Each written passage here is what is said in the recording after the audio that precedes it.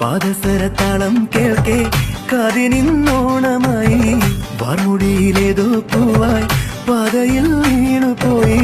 പറയാനെന്തോ വീടും ചുണ്ടിൽ തങ്ങി മിണ്ടാൻ വയ്യാവോ മനപ്പൂവേ ആ ഓമനക്കോമള താമരപ്പൂവേ രാവുമാനില്ലേ ഇനിയും നേരമായില്ലേ വിരിയാൻ താമസമെന്തേ